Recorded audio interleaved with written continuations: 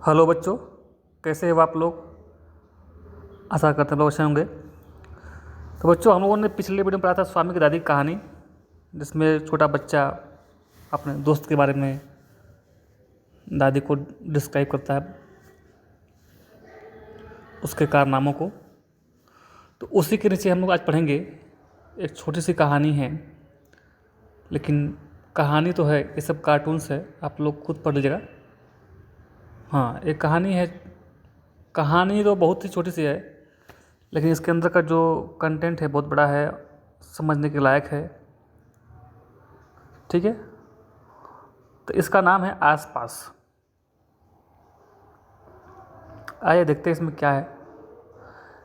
इसमें सब कुछ जो है, हमारे आसपास क्या है, हमारे आसपास क्या क्या चीज़ें मिलती हैं, क्या दिखती हैं, क्या दृश्य है, क्या अदृश्य है, ये सब चीज़ें मतलब जो है इसमें डिस्क्राइब किया गया है। जैसा कि आप लोग इस पेज के बैकग्राउंड में देखिए, जो है तो बना हुआ है पेड़ पौधे, घर झोपड़ी, नदी। ठीक है, तो इसका मतलब कुछ ऐसा ही जो है कहानी इसमें है। तो ये पूरी कहानी जो है हमारे पर्यावरण पे ही उपलब्ध है और इसी के बारे में है। क्योंकि हमारे आसपास क्या है, हमारे आसपास पर्यावरण है। कहीं पेड़ तो कहीं जंगल, कभी झाड़ी तो कभी नाले, तो कहीं नदी, कहीं पहाड़, कहीं पर्वत। आइए देखते क्या है इसमें। बोल रहा है कि कभी किसी नई और अच्छी बात को समझने के लिए एक आध कठिन शब्द भी जान लेने में मज़ा आता है, जिसका नाम है पर्यावरण। पर्यावरण भी एक ऐसा ही शब्द है।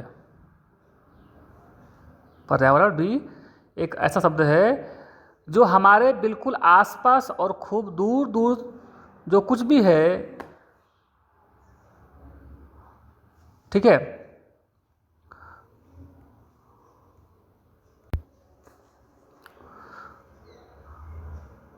जो हमारे बिल्कुल आसपास है, जो दिखाई देता है, ये एक पर्यावरण का भी भाग है।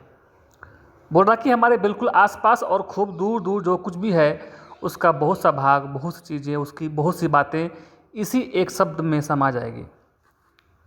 मिट्टी, पानी, हवा, नदी, ताल, तलैया, समुद्र, पहाड़, पेड़ पौधे, जंगल, जंगल में रहने वाले पशु पक्षी, जंगल से बाहर गांव में, शहरों में रहने वाले हम सब, यह सब कुछ पर्यावरण जैसे छोटे से शब्द में आ जाता है। हम इस बहुत सी बड़े बड़े चारों तरफ फैले पर्यावरण का एक बिल्कुल छोटा सा भाग भर हैं, पर छोटा सा हिस्सा होते हुए भी हमने इस पर्यावरण को बिगाड़ना शुरू कर दिया है। हमारा पर्यावरण बिगड़ेगा तो हम सब पर भी इसका असर अच्छा नहीं होगा। इसलिए पर्यावरण की बातों को हमें अपने विद्यालयों में, अपने घर में भी धीरे धीरे समझना चाहिए, पढ़ना चाहिए। यह भाग हमारे पर्यावरण को समझने की एक शुरुआत है। इसमें दिए गए पाठ हमारे लिए एक दरवाज़ा खोलते हैं। इस दरवाजे से बाहर निकलकर हम और कई नई बातें, जानकारियाँ खुद भी सीख सकेंगे। अब इसमें हम लोग देखते हैं कि कैसे लेखक ने हमको पर्यावरण के बारे में समझाने की कोशिश किया है, कौन कौन सा तरीका अपनाया है। आइए देखते हैं। यहाँ पे बोल रहा है कि बाघ आया उस रात, एक कविता है जिसमें हमारे परिवार की तरफ बाघ के परिवार की भी बात आई है, पर इधर हमारे जंगलों का यह राजा गायब हो चला है। बाघों का और वनों में रहने वाले दूसरे जीवों का शिकार मना है, फिर भी चोरी छिपे इन बाघों को मारा जा रहा है। इनको बचाने के लिए क्या कोशिश हो रही है, इस बारे में भी हमें सोचना चाहिए। एशियाई शेर के लिए मीठी गोलियां पाठ हमें बताता है कि शेर भी कभी बीमार पड़ सकता है और तब उसकी देखभाल उसी तरह करनी चाहिए जिस तरह बीमार पड़ने पर हम अपनी देखभाल करते हैं। किसी भी पक्षी को मारने से ज़्यादा बहादुरी तो उसे बचाने में है। बिशन की दिलेरी पाठ इस बात का उदाहरण है। पानी रे पानी, पानी रे पानी में जलचक्र की किताबी बातों को आगे बढ़ाकर अकाल और बाढ़ की परिस्थिति को समझाया गया है। इससे हमें हर जगह फैल रहे जल संकट को समझने और उसे सुलझाने का भी रास्ता मिलता है। छोटी सी हमारी नदी, इस कविता में नदी और उससे जुड़े हमारे जीवन की एक सुंदर झलक दिखाती है।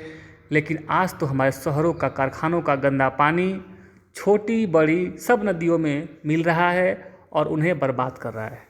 इस कविता के कवि श्री रविंद्रनाथ ठाकुर के पुश्तैनी घर और उनके बचपन की झलक में हमें जोड़ासांकों वाला घर नामक पाठ से मिलती है। चुनौती हिमालय की पाठ हमें बर्फ़ से ढके ऐसे ऊंचे पहाड़ पर चढ़ाता है जहां 8 कदम चलना भी बहुत कठिन हो जाता है। लेकिन यहाँ भी जीवन तो चलता ही है। पेड़ों से हमारा जीवन कई स्तरों पर जुड़ा हुआ है। इस गहरे रिश्ते की बात हम क्या उगाते हैं, कविता में उठाई गई है। इन सभी पाठों में हमें हाथी, शेर, तीतर, नदी, बर्फ, पेड़ और न जाने क्या क्या मिलेगा। लेकिन पर्यावरण का यह दरवाज़ा एक बार खुल जाए तो हम इन बातों से भी आगे बढ़कर गायब हो चुके हैं। डायनासोरों तक को खो सकेंगे। इतने बड़े लंबे चौड़े जानवर यदि धरती से गायब हो सकते हैं तो हमें थोड़ा ठहर कर यह भी सोचना पड़ेगा कि पर्यावरण की बेकदरी करने पर क्या हम सब भी बच पाएंगे। ये सब बातें जो है सोचनी है। ठीक है बच्चों, ज़रा इन बातों पे आप विचार करो, थोड़ा इसको आप गहराई से सोचो कि अगर हम पर्यावरण के साथ अगर खिलवाड़ करते हैं तो डायनासोर जैसे इतने लंबे चौड़े शरीर वाले जो है जानवर इस धरती से विलुप्त हो सकते हैं तो हमारी स्थिति क्या होगी। तो आप इस बात का सब मंथन करिए, समझिए, विचारिए। ठीक है, और अपने कमेंट हमको बताइए आप, चाहे लिख करके, जैसे भी हो। ठीक है, तो बच्चों आज के लिए सिर्फ इतना ही। हम फिर मिलते हैं नेक्स्ट वीडियो में। तब तक के लिए धन्यवाद। Thank you.